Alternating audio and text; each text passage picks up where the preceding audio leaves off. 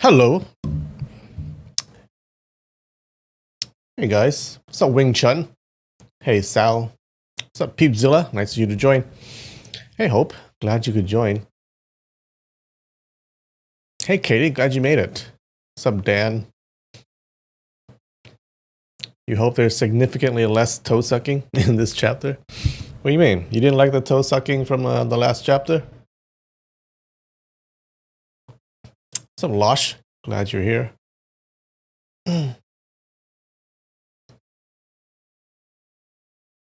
Amy, what's up?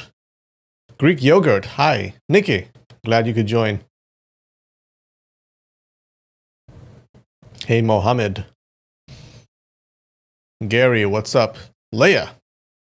Evil housewife, how's it going? Hey, nameless patriot.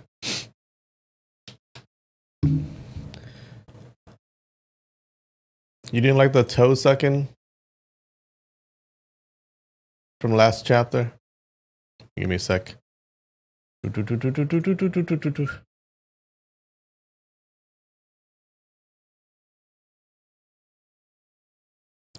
up, Bigfoot? How's it going? Time to shower. You listen in the shower? Actually, I do that too. Not to myself, to other YouTube channels. Okay. Do you guys remember what we got on the Africa quiz last week? I think it was 80%, right?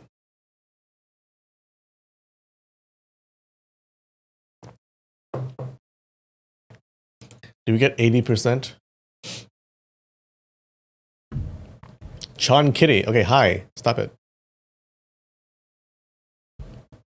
I did it off screen. I did the entire quiz off screen.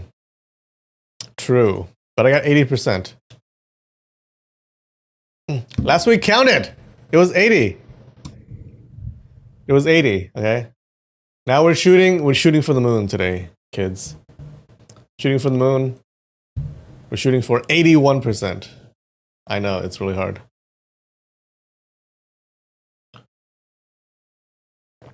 Yeah, 81. Blue, blue, blue, blue, blue, blue.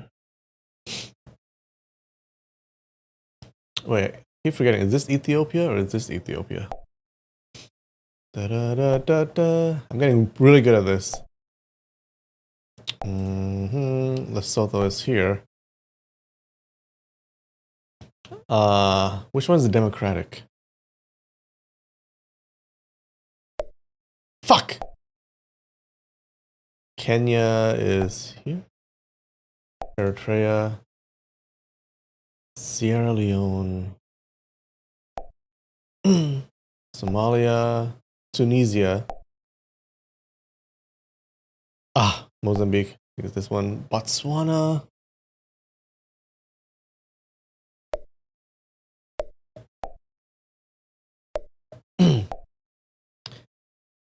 Comoros is here. Seychelles, South Sudan.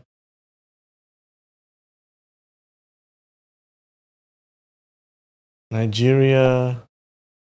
Madagascar.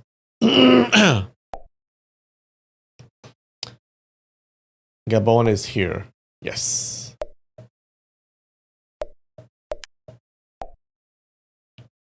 Guinea is here. Senegal should be here. Sudan. Eswatini. Rwanda should be here. Burkina Faso is here. Zambia. Mauritania. Mauritius. Ah, fuck. I messed up. I knew that was Egypt. Zimbabwe should be here.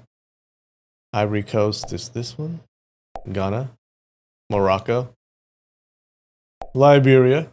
Mauritius. Niger. Angola should be here. Democratic Togo. Cameroon, Guinea-Bissau. Uganda should be here. Fuck.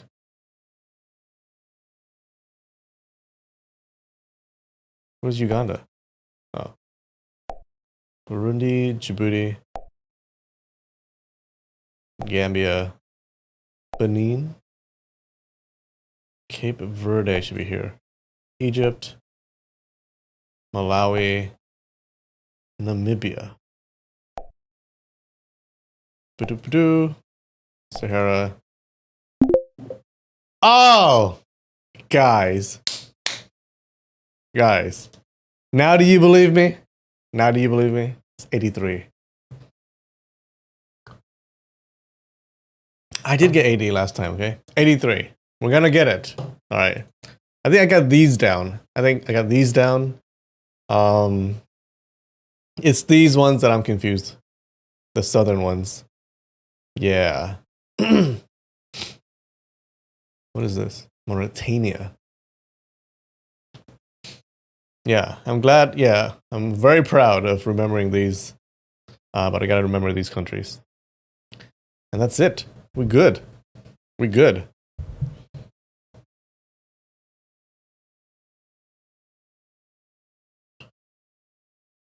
All right, before we start, I have these. What do these look like? Oops. The gummy bears, right? They have to be. They seem kind of hard though.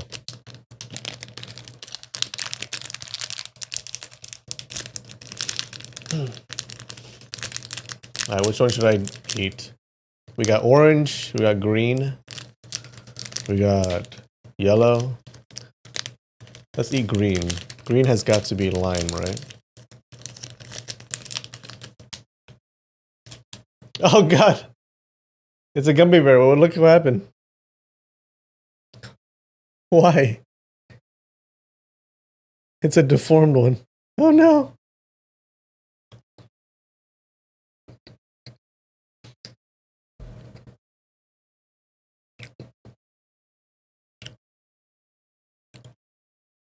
Green is...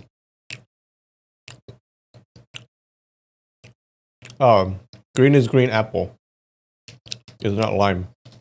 It's green apple. It's an umbilical cord. Oh no. I'm eating a fetus. A fetus bear. Okay, these gummy bears are kind of tough. Rated out of 10? Well, gummy bears are always good. I'm going to say 8 out of 10. 8.1.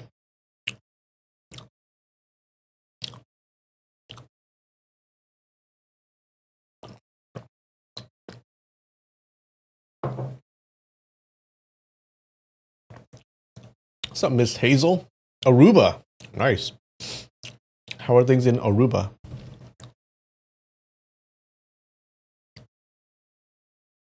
Hold on. Let me swallow this bear first.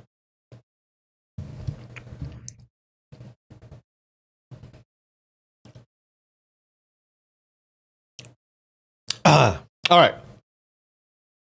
Oh, shit. Give me a sec. All right. So, what happened last week? So last week, we follow this guy named Yo Tanzhi. Okay, and he's the son of one of the men that Xiao Feng killed at Juxian Manor. Now, so Yo Tanzhi tried to avenge his family by killing Xiao Feng. He tries to kill Xiao Feng, but he fails, of course. It's really hard to kill that guy. And he decides to, after he fails, he decides to abandon the plan. And he tries to go home. But then he's captured by Azu. Now, she's a despicable human being, and she tortures him, right? She ties him to this horse, and she flies him around like a kite, okay? Then he falls down, he hits the ground, and he gets all bloody and stuff. So she just tortures this guy. Thing is, this guy, Yotanju, he falls for her looks. He thinks she looks really pretty. So he's kind of enamored with her. Now Azu, she's afraid that if Xiaofeng sees this guy, Xiaofeng would get mad and force her to release him. So she devises a plan. The plan is to cover his head with an iron mask. Entire head, okay? The whole event was pretty gruesome. All right, the blacksmith covers his head while the iron is still hot, so it's like it's burning his face while it's happening. All right, so he's not having a really good time. So Azu tells him afterwards. Azu tells him that it's for his own good, because if Xiaofeng sees him, then Xiaofeng would kill him. So and Yotanju, I guess he believes it, thinking that Xiaofeng is a bad dude. So yeah, so he's going around with this iron mask. He's following her around, and she's like, no, he's like her little pet, right? There was a brief toe sucking incident, but we won't go into that.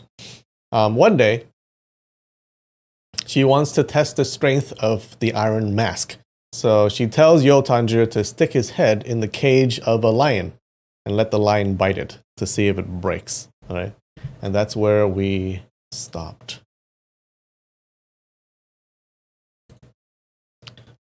How's that?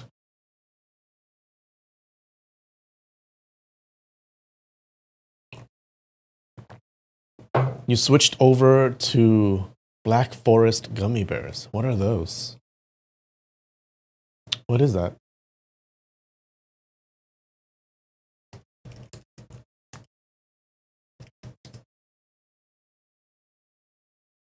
Black Forest gummy bears.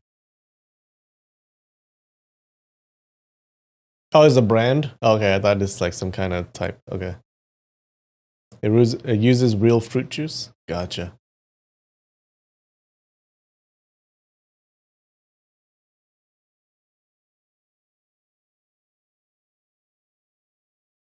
Because I usually get these. Haribo? Haribo? How do you pronounce it? Haribo? Oh god, what happened? Why? Why?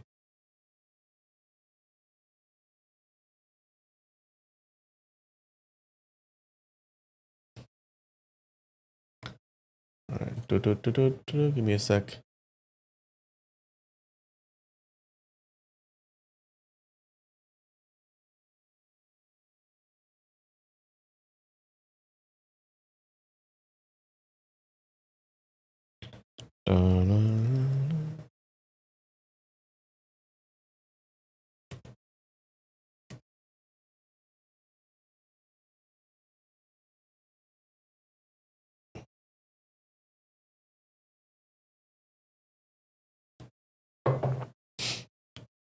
Alright, so here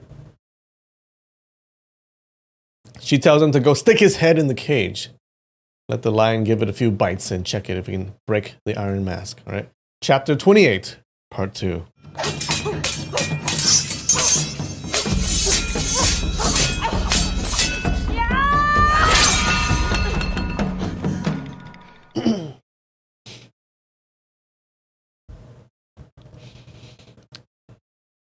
Alright.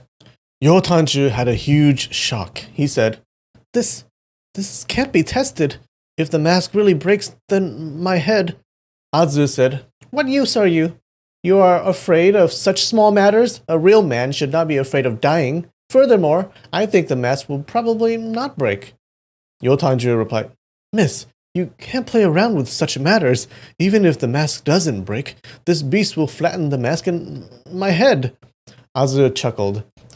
At most your head gets flattened. You are such a troublesome kid. Your original appearance isn't good. If your head gets flattened, it will be inside the mask. The rest of us can't see it at all. Who cares whether you're good looking or not? Yotanju quickly replied, I am not talking about whether I am good looking, but... Azu's expression became grave and said, You don't obey my words? Fine. I am done with my assessment of you. You deliberately lied to me. I'll throw you into the cage to feed the lion.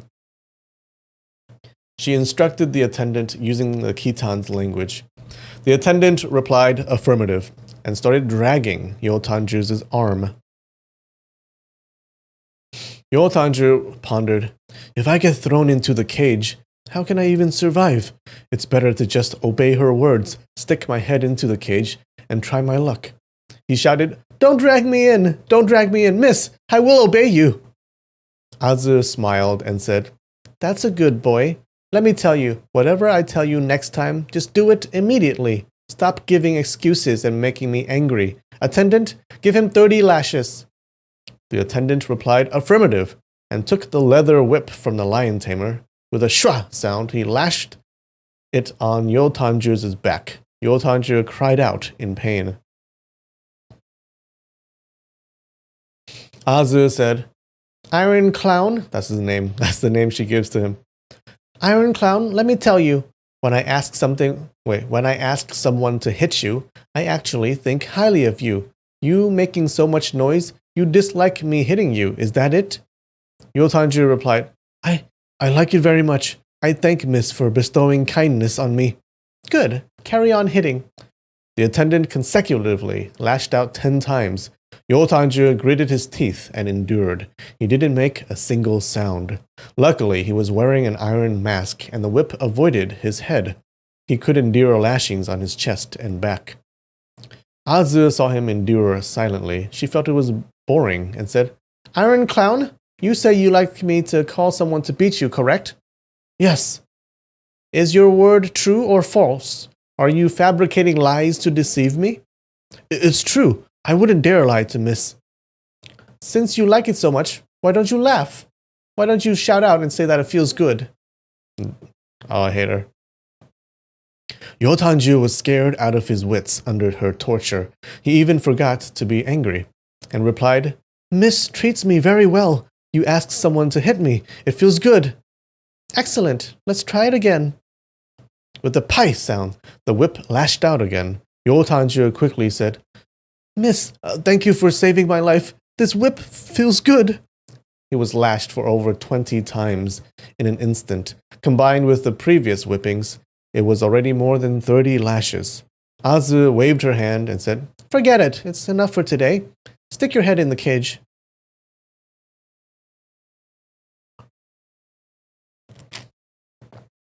BDSM? Yotanju's bones ached. He felt as if he was about to split apart. He limped beside the cage, gritted his teeth, and stuck his head between the iron bars. The lion saw him suddenly stick his head in to provoke. It was startled and retreated 2 steps. It growled to show its authority. Azu cried out, Call the lion to bite. Why is it not biting? The lion tamer rebuked the beast a few times. The lion heard the orders. It pounced forward, opened its mouth, and bit Yotanju's head. There was a zzz, zzz sound. The lion's fang was grinding the iron mask. Yotanju closed his eyes. He felt hot air entering the holes in the mask. He knew his head was in the lion's mouth. He felt severe pain from his forehead and the back of his head. When the iron mask was first put on him, the red-hot metal burnt and roasted his head and face. After a few days, scars began to form and his wounds healed. But with this bite, all his injuries ruptured and the wounds opened up again. The lion exerted its strength and bit a few times, but it couldn't bite down. Its fangs ached. It extended its right paw and clawed Yotanju's shoulder.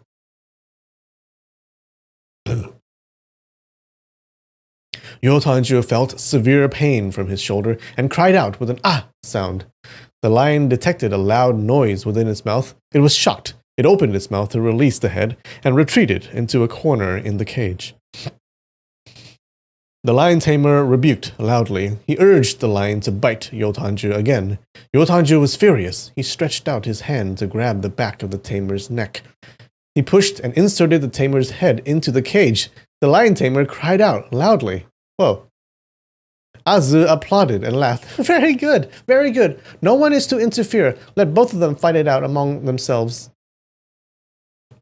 The Khitan soldiers originally wanted to move Yotanju's hand away, but after hearing Azu's order, they stopped and did not move. The lion tamer struggled with all his might. Yotanju's unruliness flared up. He simply refused to let go. The tamer could only seek help from the lion. He shouted, "Bite! Forcefully bite him!" The lion heard his urging. It roared and rushed forward.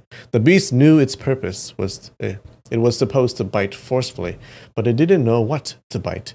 Two dense rows of fangs clamped down. With a killa sound, the lion bit off half of the tamer's head, splattering brain pulp and fresh blood on the floor. Yay.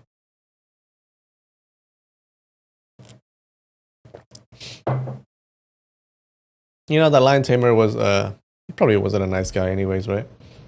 Azu smiled and said, "Iron Clown wins." She ordered the soldiers to carry out the corpse and cage. She said to Yotanju, "That's the way. You made me happy. How should I reward you?" With a foot. She placed her finger at her cheek and pondered. Yotanju replied, "Miss, I do not want your reward. I just want you to promise me something." Azu said, "What thing?" "I beg you to allow me to stay by your side and be your servant." Azu said, "Be my servant? Why?" I know it. You are waiting for an opportunity. When Lord Xiao sees me, you will strike and harm him to avenge your parents." Yotanju said, No, it's definitely not like that." You don't want your revenge?" "I do want it, but firstly, I can't beat him. Secondly, I don't want to implicate you."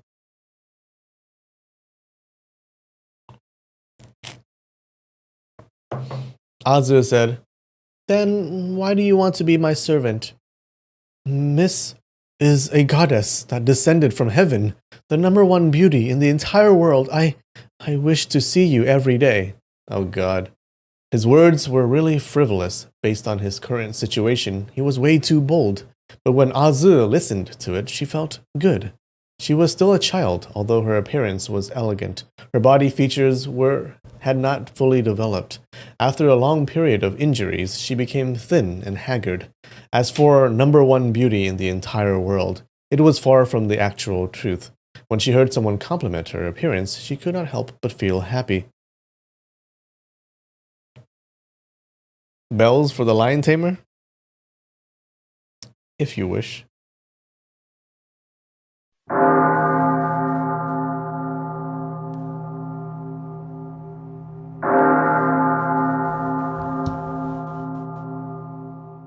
Did he deserve it, though?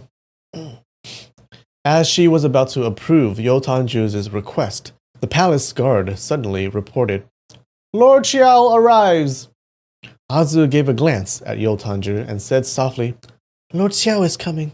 Are you afraid?" Yotanju was extremely frightened, but he wanted to pretend and said, "Not afraid." The palace's door was wide open. Xiaofeng entered, dressed in fur coat. As he stepped through the door, he saw a pool of blood on the floor. He also saw Yotanju wearing an iron mask, looking very peculiar. He laughed and said to Azu, "You look very healthy today. What new tricks are you playing? Why is this guy wearing that bizarre thing on his head?" Azu smiled and said, "This iron-headed guy is a tribute from Gaochang country to the west. His name is Iron Clown. Even a lion can't break his iron head. You can see the imprints on the fang." Xiaofeng inspected the iron mask. There was indeed fang markings. Azu continued, "Brother-in-law, can you remove his iron mask?" Yotanju was scared out of his wits. He personally witnessed Xiaofeng's extraordinary bravery when combating the heroes of the Central Plains. With both his fists, he shocked the steel shields off the hands of his father and uncle. If he really wanted to remove the iron mask, it could be done without effort. When the iron mask was put on his head, he felt despondent and lost all his desires. But at this moment, he prayed that the iron mask would remain forever on his head, so that Xiaofeng could not see his real appearance. Xiaofeng stretched out his finger and gently tapped the iron mask a few times. It issued a clanking sound. He smiled and said, "This iron mask is extremely solid. It's crafted meticulously. It would be a shame to ruin it." Azu said, "The envoy from Gaochang said this iron-headed man was born green-faced and long-toothed. He looked 30% like human, 70% like ghost. Those who saw him will run away in fear. Thus his parents constructed an iron mask for him to wear to avoid scaring others. Brother-in-law, I want to see his real appearance. See how scary he really is." Yo Tanju was so scared that his body trembled. His teeth chattered with a g sound. Xiao Feng saw his abnormal fear and said, "This man is terribly scared. Why remove his iron mask? This man is accustomed to wearing the iron mask since childhood. If you forcibly remove his mask, he would have difficulty living in the future." Azu clapped her hands and said, "Now that is fun. In the past, when I see a turtle, I would catch it and remove its shell. I will then observe if it can live without its shell." Damn. Xiao Feng could not help but frown. He felt that it was cruel to remove the turtle shell. He said, "Azu, why do you always do this kind of evil stuff that leaves people half dead and half alive?" Azu groaned and said, "Of course you don't like it. I am not as good as Aju. If I am like Aju, you wouldn't ignore me for so many days." Xiao Feng said, "Ever since I became the lord of the Southern Chancellery, I've been so busy that I can't even take a breather. But aren't I here every day to accompany you for a while?" Azu said, "Accompany me for a while? Huh. Accompany me for a while. I just don't like you to use accompany for a while to excuse yourself. If I was Arju, you would surely accompany me every day. You would never leave me. It won't be a while or half a while." Xiao Feng knew she spoke the truth. He had no reply. He only laughed and said, This brother-in-law is an adult. This brother-in-law is an adult. I am not interested in playing with a child. You should go find some young female companion to chat with you and relieve your boredom." Azu fumed. Child, I'm not a child. If you are not interested in playing, then why do you come here?" "I came to check if you're feeling better. Have you eaten the bear's gall today?" Azu took a cushion off a seat and slammed it on the floor. She kicked it away and said, "If I am not happy, even if I eat 100 bear's galls, I still won't recover." Xiao Feng saw her child tantrums. If she were Aju, he would try to coax her and make her happy. But towards this unruly, vicious girl, he could not help but loathe her. He said, "You go rest for a while." He stood up and walked away. Yay, looks like he's not falling for her.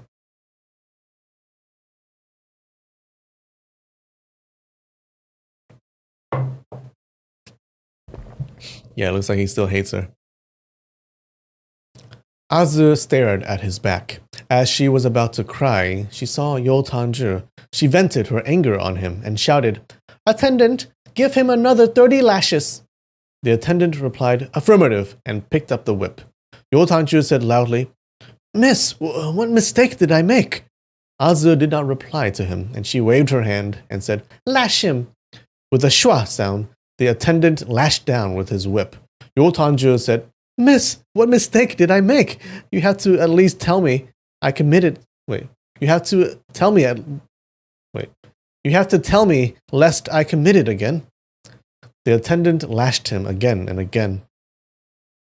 Azu said, "Since I want to beat you, you should not ask what mistake you make. Did I mistakenly beat you? You ask what mistake you make. I am beating you precisely because you asked this question." Yo Tanju said, "You beat me first. Then I asked the question. I did not ask you the question when you sent someone to beat me." Shwa, shwa, he was lashed again. Shwa, shwa, shwa. He received another 3 lashes. Azu smiled and said, "I predicted that you would ask the question, so I asked someone to hit you in advance. And you really did ask the question, so isn't my prediction correct? This proves that you are not loyal enough. I want to ask someone to beat you. If you are loyal, you would automatically volunteer to be beaten. but you keep giving excuses and question me. Okay, since you don't like to be beaten, I will stop beating you. When Yo Tanju heard the word, I will stop beating you, his heart grew cold. The hairs on his body all stood up.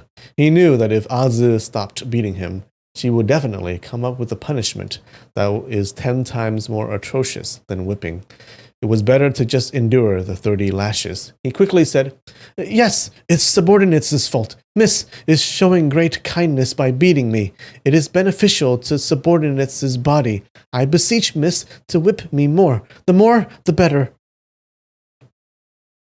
Azu gave a charming smile and said, Finally, you are getting smarter. I don't show special favors. You said to whip you? The more the better? You think I will spare you once I am happy? No, subordinate is not asking Miss for favors.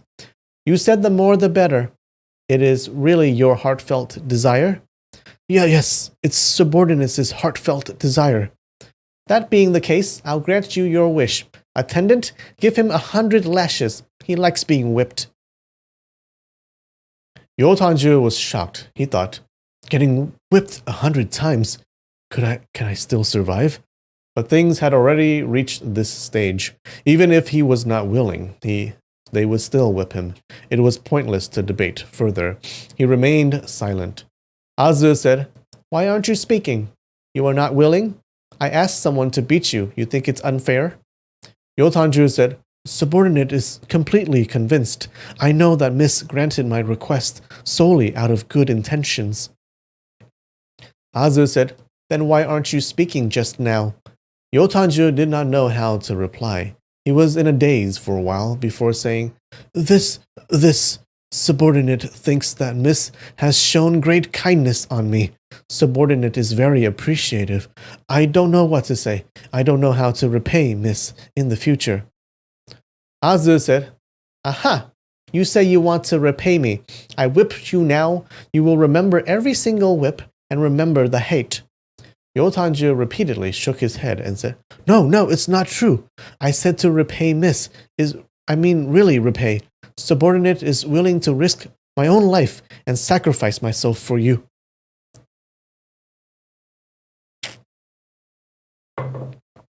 Azu said, Good. Carry on whipping. The attendant said, Yes. With a pai sound, he lashed down with his whip. After 50 lashes, Yo Tanju was in so much pain that he was mentally numb. His knees softened, and he slowly knelt down. Azu smiled as she watched. She waited for him to plead mercy. When he started pleading, she would use it as an excuse to add another 50 lashes. But Yo Tanju was in a daze. He was no longer aware of his surroundings. He only moaned softly. He did not beg for mercy. After 70 lashes, he fainted. The attendant did not show the slightest bit of mercy. He kept on lashing and completed the full 100 lashes. Only then did he stop.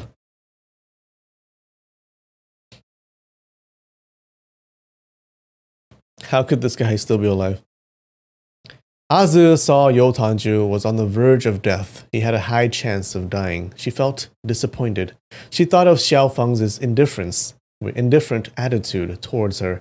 She felt melancholic and troubled. She said, Carry him off. This person is not fun at all. Attendant, do you have any new fun stuff? Yo Tanju required 1 month to fully recover from the lashings. The Khitans saw that Azu had forgotten about him. She did not summon him for more torture sessions, and thus they put him together with Song's captives and made to do all sorts of heavy manual labor, carrying excrements, washing sheep's sheds, picking cow dung, shearing sheepskin. He did all sorts of manual work. Yo Tanju was wearing an iron mask. Everyone made fun of him and insulted him. Even his Han compatriots treated him as a freak. Yo Tanju resigned himself to adversity. He turned into a mute. When others beat him and cursed him, he never resisted or fought back. When someone rode past with a horse, he would always raise his head and give a glance. His heart kept thinking about one thing. When will Miss call me back for whipping? He only hoped to see Azu again, even if he had to suffer lashing. He would endure it willingly. He never thought of escaping.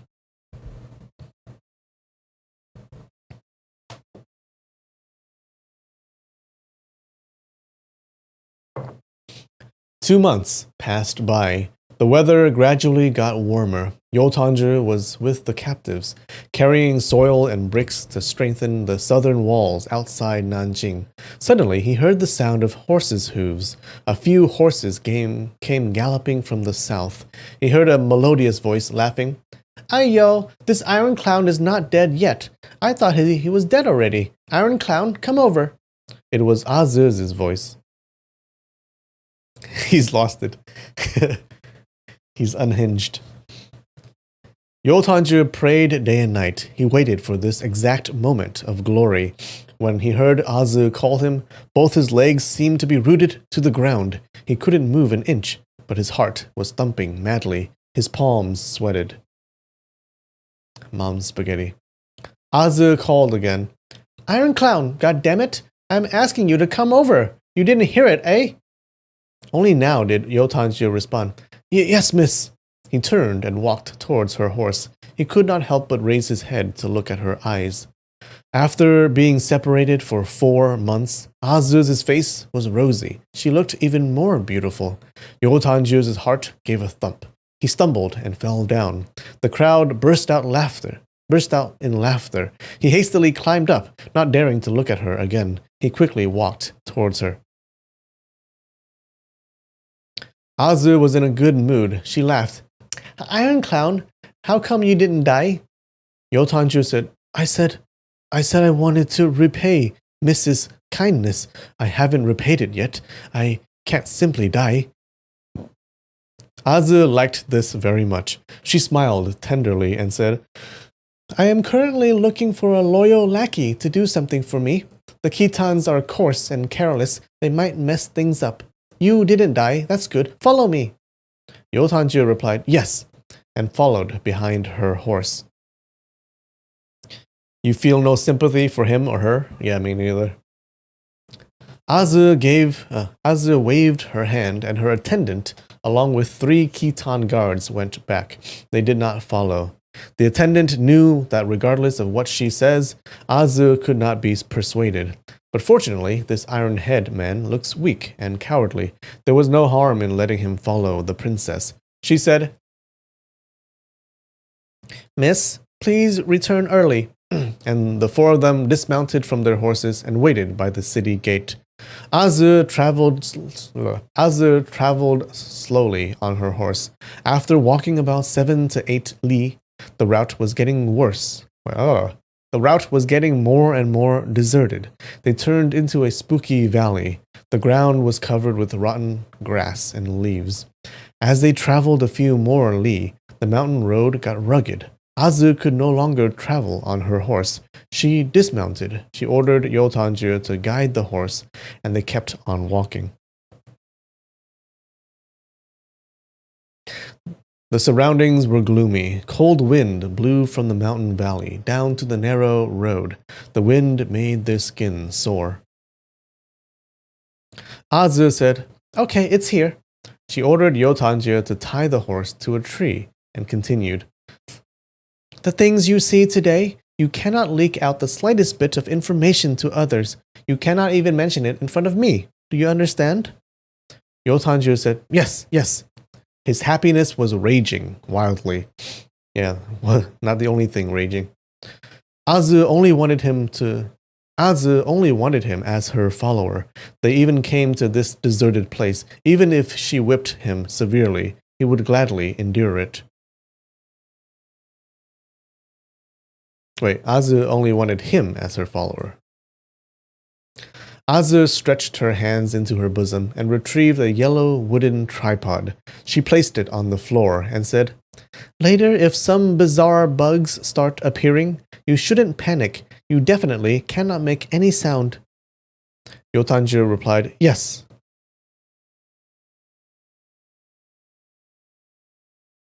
Azu again took out a small cloth bag from her bosom. She opened the bag. Inside were a few lumps of yellow, black, and purple spices. She pinched a little spice from each of the lumps and placed it in the tripod.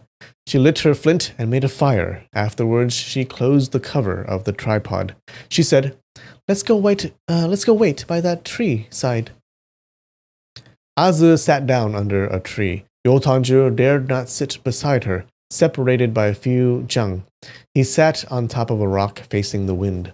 Cold wind blew. The wind carried the faint scent of her body.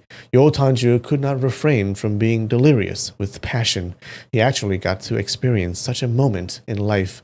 Even though he suffered greatly all this time, it was not in vain. He hoped that Azu would sit at this tree forever, and he would get to accompany her forever.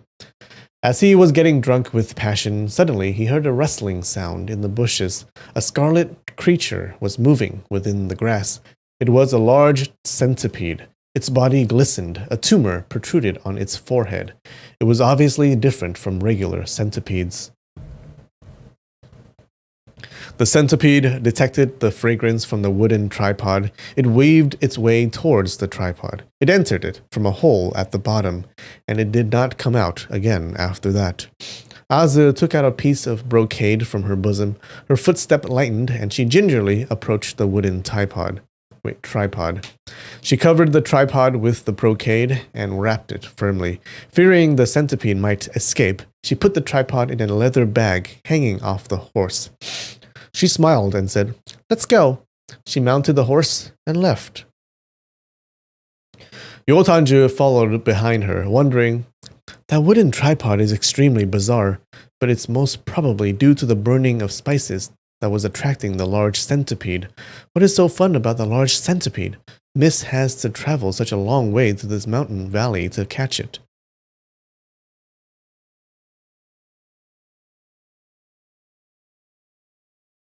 She approached the tripod. Shut up. Quiet. Quiet you. When Azu returned to the beginning fortune palace, she instructed the guards to arrange the accommodation for Yotanju at the side of the palace. Yotanju was elated. He knew that from now on he would be able to see Azu frequently. You fear for the future of this poor centipede? You don't fear for Yotanju? How many chapters do you think Yotanju would survive?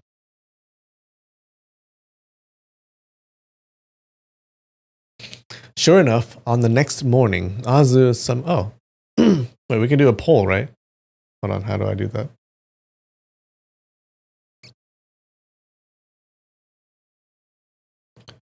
Do.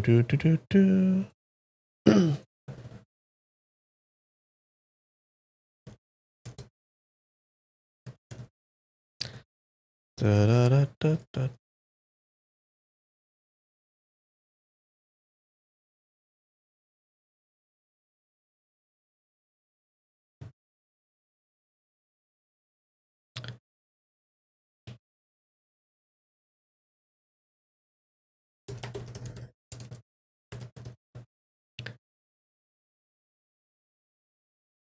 There you go. Do new poll.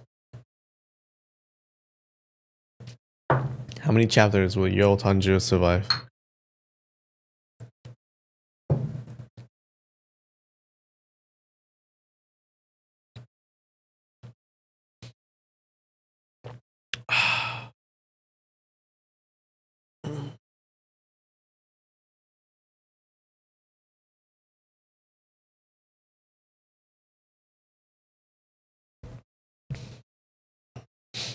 Sure enough, on the next morning, Azu summoned Yotanju. She led him into the main hall of the palace. She closed the door, leaving the two of them alone in the hall. Azu walked towards the clay urn to the west. She removed the urn cover. Laughing, she said, "You see, isn't it magnificent?" Yotanju peered into the urn. He saw the large centipede, which they had caught yesterday, moving around swiftly. Azu took out a big rooster that had been prepared in advance. She took out a short knife, chopped off the rooster's beak and claws, and threw it into the urn. The big centipede climbed onto the rooster's head and started sucking its blood. After a while, the rooster died due to poisoning. The centipede's body gradually swelled. Blood started dripping out of its red forehead. Azu's expression was joyful. She whispered, "It's done! It's done! This set of martial arts can be completed." Yotanju pondered. So you catch a centipede for the purpose of practicing martial arts? Is it called centipede skill? She fed the centipede for 7 days. Every day, the centipede would suck the blood of one big rooster. On the 8th day, Azu again summoned Yotanju to the main hall. She smiled and said, "Iron Clown, how well did I treat you?" Yotanju said, "Miss has shown great kindness towards me. It's as weighty as a mountain." Azu said, "You said you were willing to go through hell and high water for me. Risk your own life. Is this true or false?" Yotanju said, "Subordinate dares not lie to Miss. Miss only has to order. Subordinate would never defy." Dum dum dum dum dum. Azu said, "Very good. Let me tell you, I want to practice a set of martial arts, but it requires assistance from others. Are you willing to assist me in practicing this art? If I succeed, I will definitely reward you heavily." Oh no. Yotanju said, "Subordinate will naturally listen to your orders. I don't require any rewards." Azu said, "Very good. We will begin practicing now."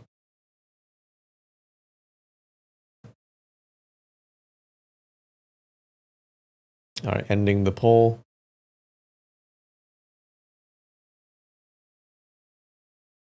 Oh, 5 chapters wins. Okay, you guys think he will survive for 5 chapters? He never dies.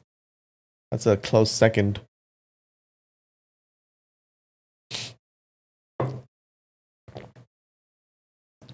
She better not have him stick an appendage in with that centipede. Oh no.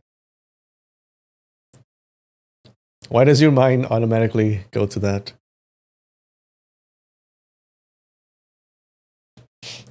She sat cross-legged, her hands rubbing each other. She closed her eyes and channeled her energy.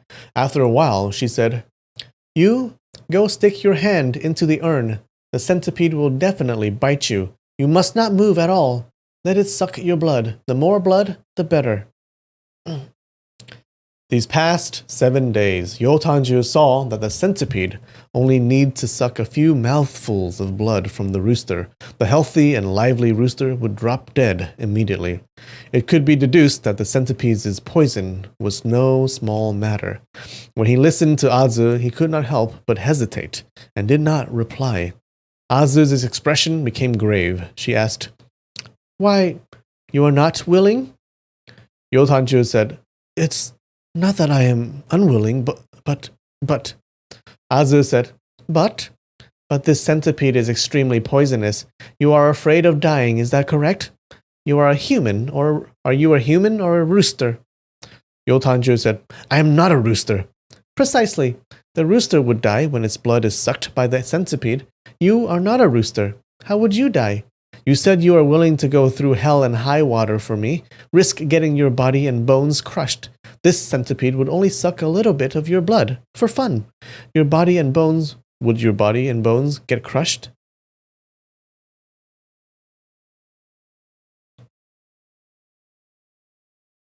Define deduced. Like she figured out, like she can conclude it. Where's deduced?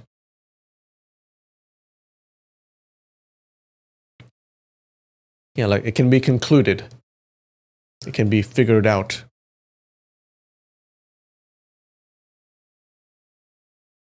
Deduce. To arrive at a conclusion by reasoning. There you go. Poisoned for fun. Yotanju was speechless. He raised his head and looked at Azu. He imagined seeing her red lips open. Any scornful thoughts he had of this lady, it immediately vanished, and he was mesmerized. It was as if he was spellbound by the devil. He said, "Yes, I will follow your orders." He clenched his teeth, closed his eyes, and slowly inserted his right hand into the urn. 5-minute break. I'll be right back. And we back. All right. What do you guys think? Is he gonna die from this? Oh, Paul.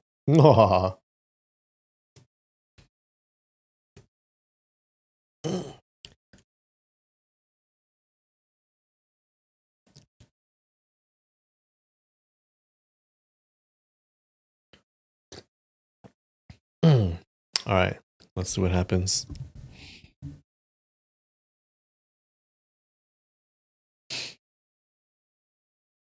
He lives to suffer. All right. As his fingers reached into the urn, he felt pain on the fingertip of his middle finger. He could not help but withdraw his fingers a little. Azu cried, "Don't move! Don't move!" Yotanju forcefully endured it. He opened his eyes. The centipede had bit his middle finger and was currently sucking his blood. His hairs stood on its ends. He wanted to fling it on the ground and crush it with his feet. Although his back was facing Azu, he could feel her sharp gaze penetrating his back. It was like being pierced by 2 sharp daggers. He dared not move an inch. Fortunately, when the centipede was sucking his blood, he did not feel extreme pain. But as he saw the centipede gradually swell up, he also saw a faint purple coating covering his middle finger. The purple became deeper and deeper. Slowly, it turned jet black. After a while, the blackness spread from his middle finger to his palm, and finally it spread from his palm to his arm. Yotanju had already disregarded his life. He was calm. The corner of his lips revealed a smile, but this smile was hidden by the mask, and Azu did not see it. Azu's gaze was on the centipede. She gave it her undivided attention, not the slightest bit of neglect. The centipede finally released Yotanju's finger, and it fell back into the urn and stopped moving. Violet cried, Violet. Violet. This is Azu. Gently place the centipede into the wooden tripod. Be careful, don't injure it. Yotanju complied and lifted the centipede. He placed it into the wooden tripod. Azu closed the tripod cover. After a while, black blood started dripping down from the hole in the tripod.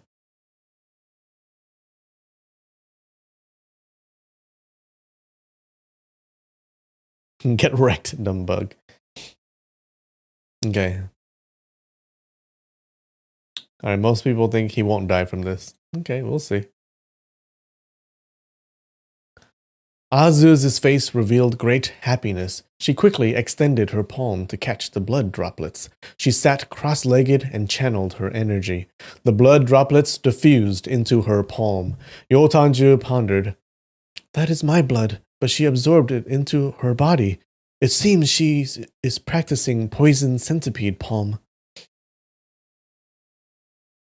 Oh yeah, Azu means violet. Gotcha. After a long period, black blood stopped dripping. Azu lifted the tripod cover. The centipede was stiff and had died. Ooh, the centipede died instead. Didn't expect that, did you? Azu rubbed both her palms together. She looked at her palm again. Her palm was still white and flawless, without the slightest bit of bloodstain. She knew that the practicing formula she eavesdropped from her master was correct. She lifted the wooden tripod and emptied the dead centipede on the ground. She left the palace hurriedly. She did not even give Yotanju a glance. It seems he was the same as the dead centipede. Both of them outlived their usefulness. Yotanju stared at Azu's back until her back vanished from his view. and her clothes could not be seen anymore, but the blackness had spread to his armpit. In addition, his arm started to feel numb and itchy. In an instant, it was as if millions of fleas were biting him at the same time.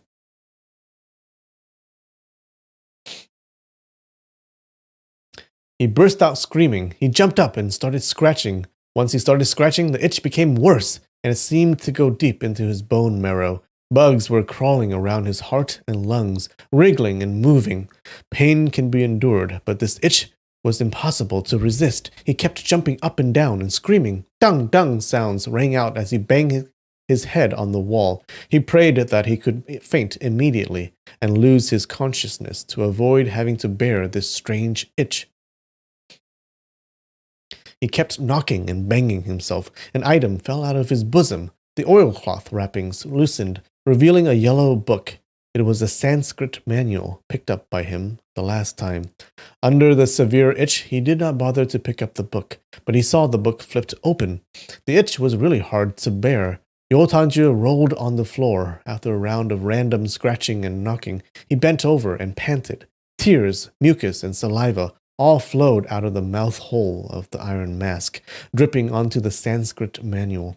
In his drowsy state, he did not keep track of time, but the page of the book was soaked, full of tears and saliva. Inadvertently, a drawing of a monk appeared among the curvy writings. The monk's posture was very strange. His head was between two outspread legs, extending out. His hands were clutching his feet. Oh, bells for the centipede?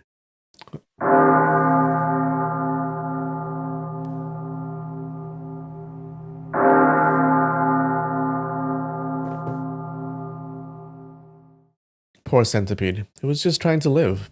Just trying to go about his day, and then it got captured.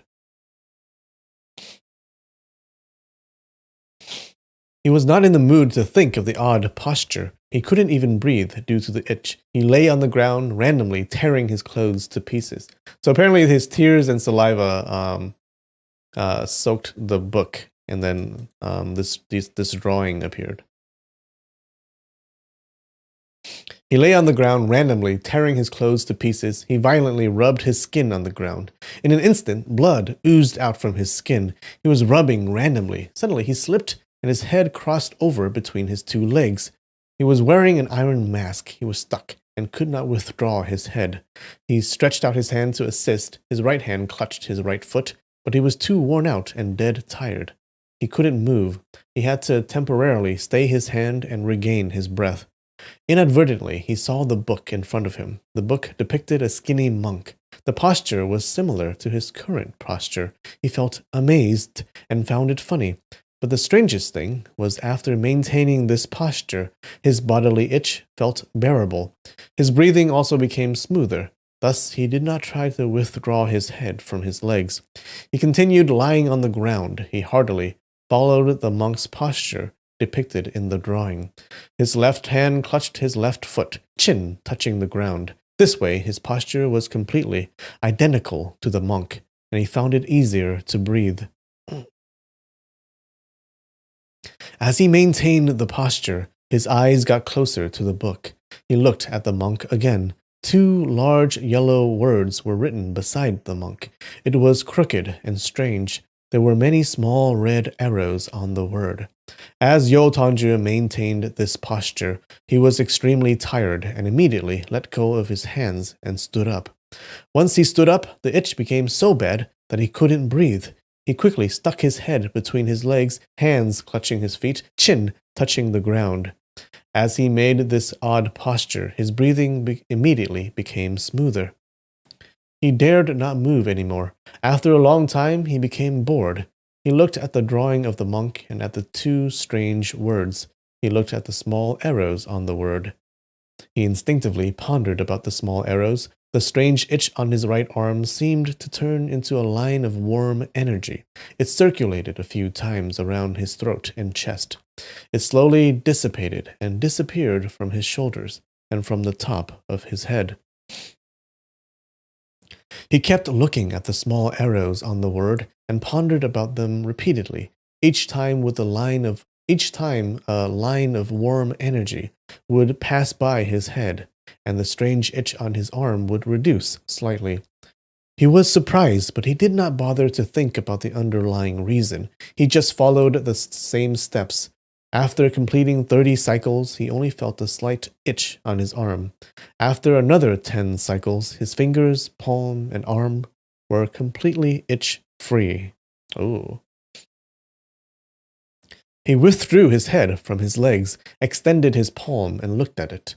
The black cloud on his palm had vanished. He was pleased. Suddenly, he exclaimed, "Aiyo, this is not good. I transferred all the centipede's body poison into my brain. The strange itch is already gone, but how come a strange monk appeared in the drawings? I even unintentionally made the same posture as the monk. This monk must be a Buddha. He came to save my life." Immediately he knelt and respectfully kowtowed to the drawing of the strange monk. Dung dung sounds rang out as his iron mask knocked on the floor. You didn't know yoga could help you draw out poison from your body? You didn't know that? Yeah. Yeah, now all he has to do is a downward dog and he's cured. He did not realize that the drawing in the book was drawn using special herbal solutions from India. It would only reveal itself when wet. It would disappear when dry. Thus, both Aju and Xiaofang never saw the drawing. The figure in the drawing depicted the proper way to channel energy. The Sanskrit writings provided the explanations. Eminent monks from Shaolin's previous generations had knowledge on Sanskrit. Although they didn't know the mystery of the drawing, they could still practice tendon changing sutra based on directions given by the writings. When Yo Tanju suffered the strange itch, his tears and saliva flowed freely. Luckily, it landed on the page and revealed the drawing.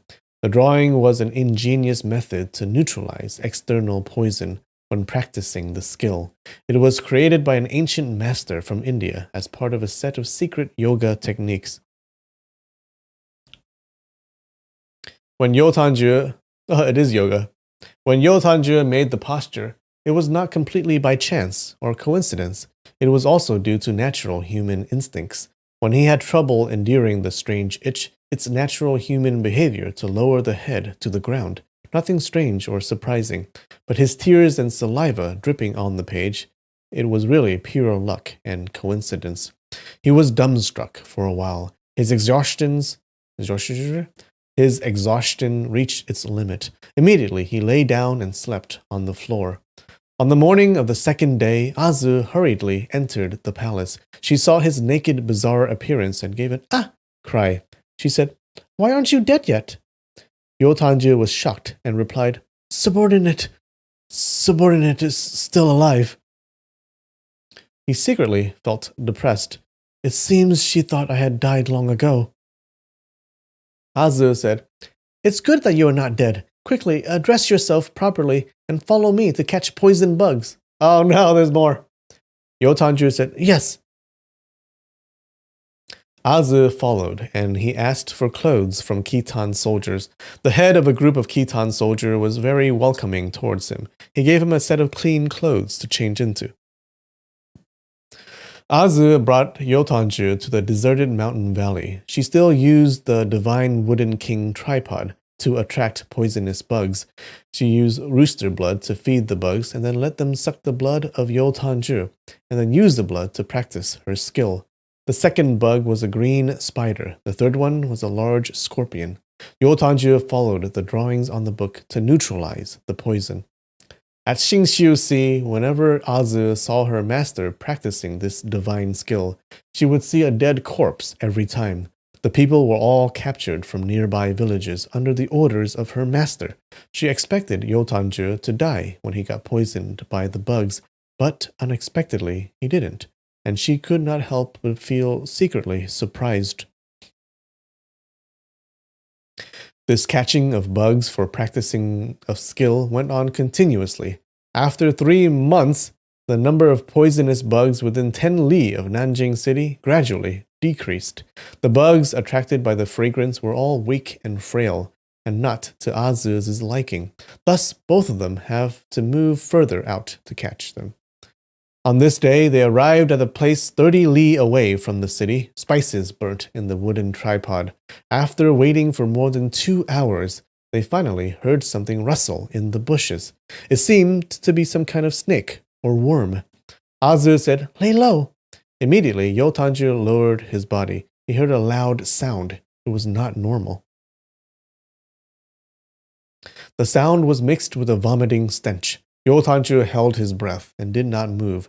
He saw the long grass parted. A white body, black striped python slithered out. The python's head, it was triangular. A tumor protruded from the top of its head. Snakes were rare in the northern area, but such a strange-shaped python, nobody had ever seen it before. The python slithered next to the wooden tripod. It circled and revolved around it. The python's body was 2 jang long. Its body was thicker than a human arm. How could it fit into the small tripod? But as it smelled the spices and the fragrance of the tripod, it used its head to ram it. Azu didn't expect to attract such a large snake. She was extremely shocked. At the moment, she did not have any idea as to what to do. She quietly sneaked behind Yotanju and whispered, "What should we do? If the python breaks the wooden tripod, wouldn't it be ruined?" Yotanju noticed her tone was gentle when discussing with him. He felt overwhelmingly flattered. At once, his courage received a huge boost. He said, "Don't worry, I will drive away the snake." He stood up and took big strides towards the snake. The snake heard a sound and immediately coiled its body together. It raised its head and stuck out its blood-red tongue, hissing and waiting to pounce. After seeing such display of power and influence, Yotanju dared not approach rashly.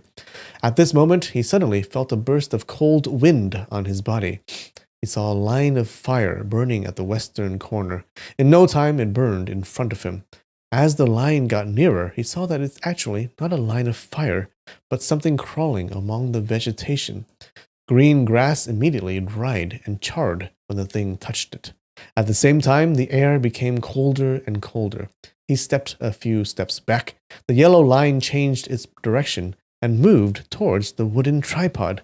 The thing was actually a silkworm. The silkworm was like pure white jade with a tinge of green. It was 2 times larger than a regular silkworm. It was like an earthworm, its body transparent and crystal-like. The python was originally aggressive and overbearing, but now it seems to be extremely fearful. It withdrew its large triangular head and hid within its body.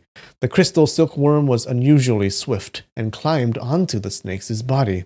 As it climbed up like a red-hot charcoal, it scorched a line on the snake. When it reached the top of the snake's head, the python's body cracked and split into 2. It moved right next to the snake's venom gland, sucking the venom. After a while, its body swelled. Looking from afar, it looked like a crystal bottle filled with purple liquid. Wow, the silkworm just destroyed that python.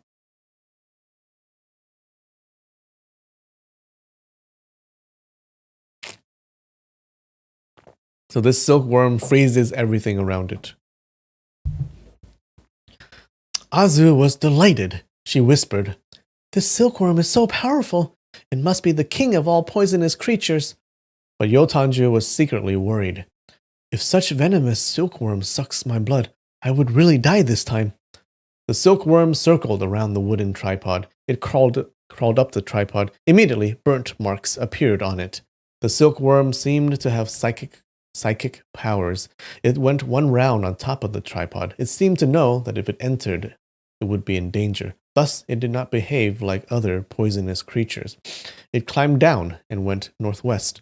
Azu was excited and anxious. She cried, "Quick, chase it!" She covered the tripod with brocade, picked up the wooden tripod, and chased after the silkworm. Yotanju followed behind her. They tracked the silkworm by using the scorch marks it left behind. Although this silkworm was a small bug, it crawled like the wind. In the blink of an eye, it traveled several jang. Luckily, it left scorch marks on places it traveled, and they didn't lose track of it. Both of them chased for over 3 to 4 li. Suddenly, they heard the gushing sound of water. They reached a small stream. The scorch mark reached the edge of the stream and disappeared. On the opposite side, there was no scorch mark. Obviously, the silkworm fell into the stream and was washed away. Azu stomped her feet and complained, "You should have voiced out and asked me to chase faster. Where are we supposed to find it now? I don't care. You have to find it for me." Yotanju was very apprehensive, searching around randomly. How could he even find it? Both of them searched for more than 2 hours. It was getting dark. Azu was feeling tired and lost patience. She said angrily, "I don't care. You have to catch it back. Otherwise, you don't need to see me again." She turned around and went back to the city alone. Yotanju was extremely worried. He followed the stream and searched downstream. He searched for over 7 to 8 li. As dusk fell, he suddenly spotted scorch marks along the opposite vegetation. Yotanju was overjoyed. He rushed out and shouted, "Miss, miss, I found it!" But Azu had went back long ago. Yotanju waded across the stream and followed the scorch mark. He saw scorch marks heading towards the mountain. He gathered his energy and ran quickly. Beside the mountaintop was a magnificent great temple. He quickly drew near. A plaque in front of the temple read, "Minjong Temple, built according to imperial edict." He did not have time to look at the temple. He chased after the scorch mark.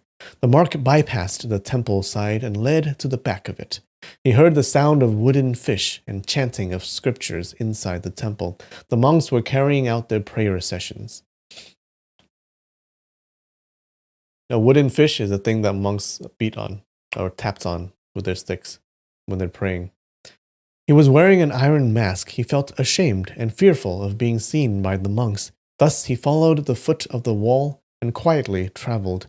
He saw the scorch mark pass through a big mud ground and reach a vegetable garden. He prayed that the silkworm was eating vegetable, and he would be able to sneak behind it and capture it. As he got near the fence of the garden, he heard someone cursing loudly. He stopped, advancing. He heard the person rebuke loudly, "Why don't you abide by the rules, sneaking out alone to play? You made me worried for half a day. I feared that you would never return again. I brought you afar from the Kunlun Mountains. You are too ungrateful. You don't know the trouble and pains I went through. If you continue like this, you won't have any future prospect. You will destroy your own future, and no one will pity you." Although the voice was very angry, it also possessed compassion and expectation. It seemed to be a father lecturing his unruly child. Yotanju pondered. He talked about Kunlun Mountains and bringing him from a faraway place, most likely a master or elder, not a father. He quietly moved beside the fence. He saw the person was a monk. The monk was really fat, his stature short. He resembled a big meatball, his finger pointing at the ground, reprimanding endlessly. Yotanju looked at the ground. He was surprised and happy. The monk was reprimanding a silkworm.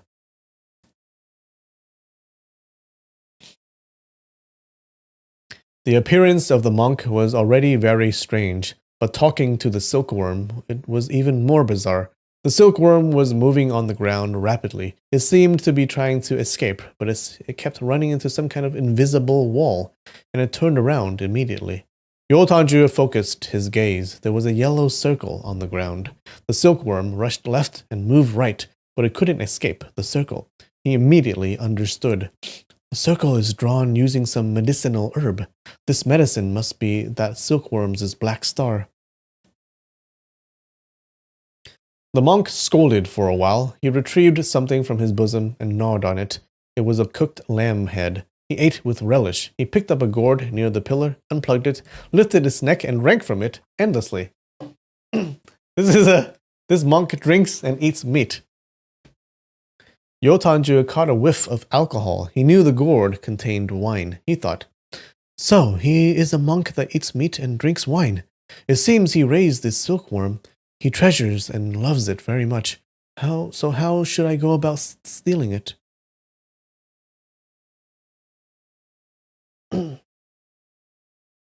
As he was pondering, he heard someone shout from the other end of the garden. Raging, raging. When the fat monk heard it, he had a huge shock. He quickly hid the meat and gourd in a pile of rice straw. The person continued to shout, Raging, raging. You didn't attend the prayer session. Where have you been hiding? The fat monk quickly grabbed a nearby hoe and started digging the garden. He replied, I am planting vegetables. The man came over. He was a middle-aged monk. He coldly said, Everyone has to attend morning and night prayer sessions. You can dig the fields anytime. Why you choose to dig during the night prayer sessions? Go quickly. Finish the prayer session before coming back here to dig. Since you are at Minjong Temple, you have to observe the rules and regulations here. Your Shaolin Temple doesn't have any rules and regulations? Hui Jing replied, Yes. He put down the hoe and followed him. He did not turn back to look at the silkworm, for fear that the middle-aged monk would notice it. Yotanju pondered. So this short, fat monk is from the Shaolin Temple. All the monks from the Shaolin Temple knows martial arts. I have to be extra careful, since I am stealing his silkworm. When the two of them were far away, the surroundings were quiet. He squeezed through the bamboo fence. He saw the silkworm moving swiftly in the yellow circle. He thought, how to catch it. After a while, he suddenly came up with an idea. He retrieved the gourd from the haystack and gave it a shake. There was still half a gourd of wine. He drank a few mouthfuls and poured the rest onto the vegetable plot. He placed the rim of the gourd on the ground and slowly moved it near the yellow circle. When the gourd rim just moved past the circle, the silkworm gave a chi sound and went into the gourd. Yotanju was elated. He quickly replaced the stopper and sealed the gourd. He carried the gourd with both hands and squeezed out of the bamboo fence. After walking for a while, he quickly ran and escaped. After leaving Minjong Temple for Tenjang, he felt the gourd was unusually cold. It was even colder than ice. He transferred the gourd from his right hand to his left hand, and then from his left to right. The cold was really chilling to the bone. The gourd couldn't be held constantly.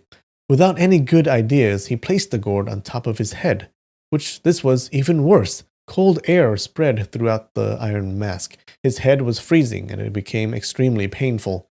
It was as if the blood in his body was about to turn to ice.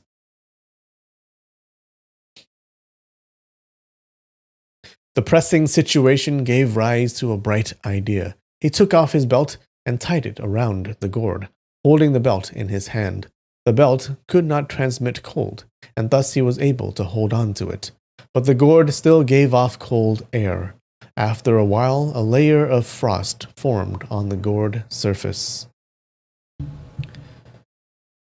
Yay! And we're done. What do you guys think? How about that? How was the chapter? Do you feel bad for Yotanju? Or are you like, he's way too enamored with her?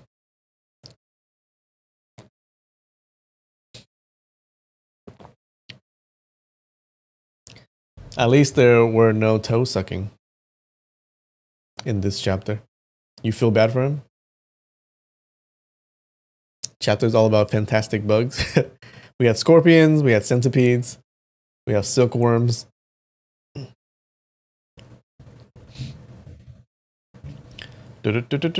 Alright. I'm gonna take a drink, then we can stop.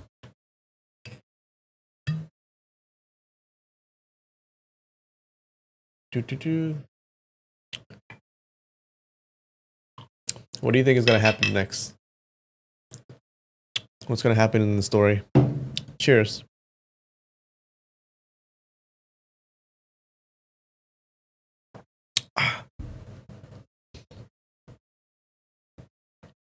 He should probably read that book a little more, right? It'll probably give him like special powers and stuff. Fantastic bugs and how to catch them.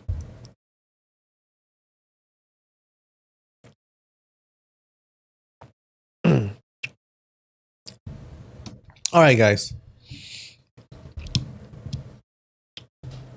Glad you joined. Thanks for joining. I love you, and I'll see you next time. All right. Yeah, come back next time, next week. See what happens. Bye.